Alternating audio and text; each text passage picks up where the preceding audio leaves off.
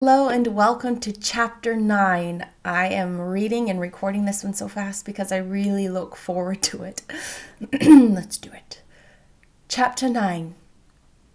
Elizabeth passed the chief of the night in her sister's room, and in the morning had the pleasure of being able to send a tolerable answer to the inquiries which she very early received from Mr. Bingley by a housemaid, and some time afterwards from the two elegant ladies who waited on his sisters. In spite of this amendment, however, she requested to have a note sent to Longbourn, desiring her mother to visit Jane and form her own judgment of her situation. The note was immediately dispatched, and its contents as quickly complied with. Mrs. Bennet, accompanied by her two youngest girls, reached Netherfield soon after the family breakfast. Had she found Jane in any apparent danger, Mrs. Bennet would have been very miserable, but being satisfied on seeing her that her illness was not alarming, she had no wish of her recovering immediately, as her restoration to health would probably remove her from Netherfield. She would not listen, therefore, to her daughter's proposal of being carried home, neither did the apothecary, who arrived about the same time, think it at all advisable. After sitting a little while with Jane on Miss Bingley's appearance and invitation, the mother and three daughters all attended her into the breakfast parlour. Bingley met them with hopes that Mrs. Bennet had not found Miss Bennet worse than she expected. "Indeed I have, sir," was her answer. "She is a great deal too ill to be moved. Mr. Jones says we must not think of moving her. We must trespass a little longer on your kindness." "Removed!" cried Bingley. "It must not be thought of. My sister, I am sure, would not hear of her removal." "You may depend upon it, madam," said Miss Bingley, with cold civility, "that Miss Bennet will receive every possible attention while she remains with us." Mrs. Bennet was profuse in her acknowledgments. "I am sure," she added, "if it was not for such good friends, I do not know what would become of her, for she is very ill indeed, and suffers a vast deal, though with the greatest patience in the world, which always is the way with her, for she has, without exception, the sweetest temper I have ever met with. I often tell my other girls they are nothing to her. You have a sweet room here, Mr. Bingley, and a charming prospect over the gravel walk. I do not know a place in the country that is equal to Netherfield. You will not think of quitting it in a hurry, I hope, though you have but a short lease." "Whatever I do, it is done in a hurry," replied he, "and therefore, if I should resolve to quit Netherfield, I should probably be off in 5 minutes. At present, however, I consider myself as quite fixed here." "That is exactly what I should have supposed of you," said Elizabeth. "You begin to comprehend me now, do you?" cried he, turning towards her. "Oh, yes, I understand you perfectly." "I wish I might take this for a compliment, but to be so easily seen through, I am afraid it is pitiful." "That is as it happens. It does not follow that a deep, intricate character is more or less estimable than such a one as yours." "Lizzie!" cried her mother, "remember where you are, and do not run on in the wild manner you are suffered to do at home." "I did not know before," continued Bingley immediately, "that you were a studier of character. It must be an amusing study." "Yes, but intricate characters are the most amusing. They have at least that advantage." "The country," said Darcy, "can in general supply but few subjects for a certain study. In a country neighbourhood you move in very confined and unvarying society." "But people themselves alter so much that there is something new to be observed in them for ever." "Yes, indeed!" cried Mrs. Bennet, offended by his manner of mentioning the country neighbourhood. "I assure you there is quite as much of that going on in the country as in town." Everybody was surprised, and Darcy, after looking at her for a moment, turned silently away. Mrs. Bennet, who fancied she had gained a complete victory over him, continued her triumph. "I cannot see that London has any great advantage over the country. For my part, except the shops and public places, the country is a vast deal pleasanter. Is it not, Mr. Bingley?" "When I am in the country," he replied, "I never wish to leave it, and when I am in town it is pretty much the same. They each have their advantage, and I can be equally happy in either." "Aye, that is because you have the right disposition. But that gentleman," looking at Darcy, "seemed to think the country was nothing at all." "Indeed, mamma, you are mistaken," said Elizabeth, blushing for her mother. "You quite mistook Mr. Darcy.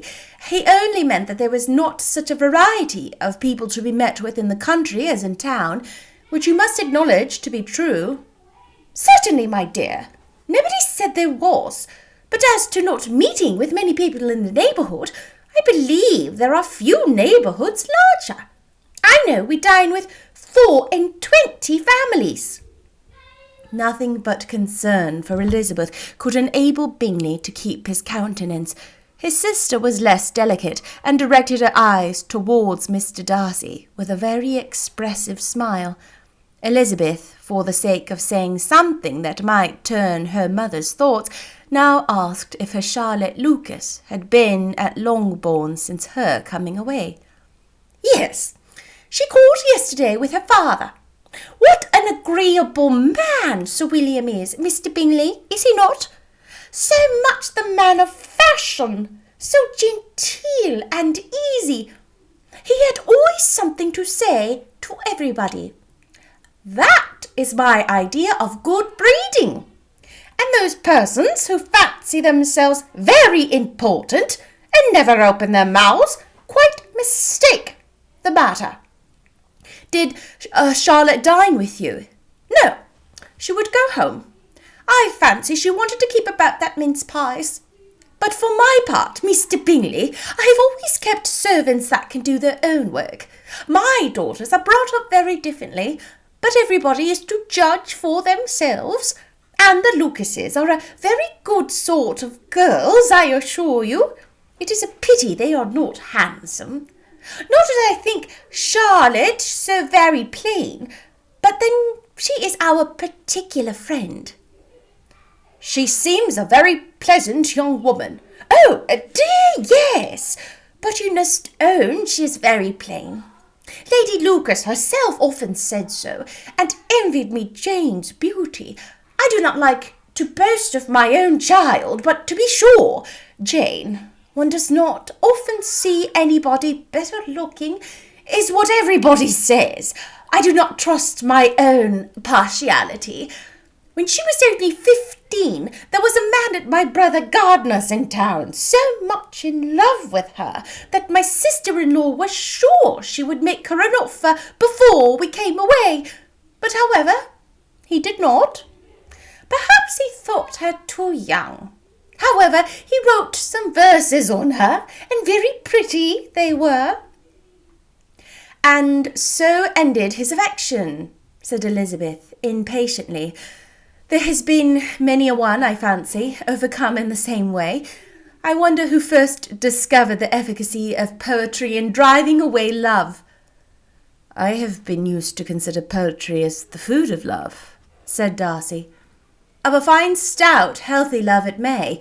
Everything nourishes what it is strong already, but if it is only a slight, thin sort of inclination, I'm convinced that one good sonnet will starve it entirely away." Darcy only smiled, and the general pause which ensued made Elizabeth tremble lest her mother should be exposing herself again. She longed to speak, but could think of nothing to say, and after a short silence, Mrs. Bennet began repeating her thanks to Mr. Bingley for his kindness to Jane, with an apology for troubling him also with Lizzie. Mr. Bingley was unaffectedly civil in his answer, and forced his younger sister to be civil also, and say what the occasion required. She performed her part indeed without much graciousness, but Mrs. Bennet was satisfied, and soon afterwards ordered her carriage. Upon this signal the youngest of her daughters put herself forward. The two girls had been whispering to each other during the whole visit, and the result of it was that the youngest should tax Mr. Bingley with having promised on his first coming into the country to give a ball at Netherfield. Lydia was a stout, well-grown girl of 15, with a fine complexion and good-humoured countenance, a favourite with her mother, whose affection had brought her into public at an early age. She had high animal spirits, and a sort of natural self-consequence, which the attention of the officers, to whom her uncle's good dinners and her own easy manners recommended her, had increased into assurance. She was very equal, therefore, to address Mr. Bingley on the subject of the ball, and abruptly reminded him of his promise, adding that it would be the most shameful thing in the world if he did not keep it. His answer to this sudden attack was delightful to their mother's ear. "I am perfectly ready, I assure you, to keep my engagement, and when your sister is recovered, you shall, if you please, name the very day of the ball. But you would not want to be dancing when your sister was ill." Lydia declared herself satisfied. "Oh, yes, it would be much better to wait until Jane was well, and by that time most likely Captain Carter would be at Meryton again. And when you have given your ball," she added, "I shall insist on their giving one also. I shall tell Colonel Forster it would be quite a shame if he does not." Mrs. Bennet and her daughters then departed, and Elizabeth returned instantly to Jane, leaving her own and her relations' behaviour to the remarks of the two ladies and Mr. Darcy, the latter of whom, however, could not be prevailed on to join in their censure of her, in spite of all Miss Bingley's witticisms on fine eyes. Oh, that was chapter 9. Have you ever met someone like that who just embarrasses themselves and they think they're being sly and they're not? Oh, gosh. Oh, the cringe of Mrs. Bennet, but it makes such a good book. You know what I mean? Like, she's such a memorable character. I will see you next time for chapter 10. Bye-bye.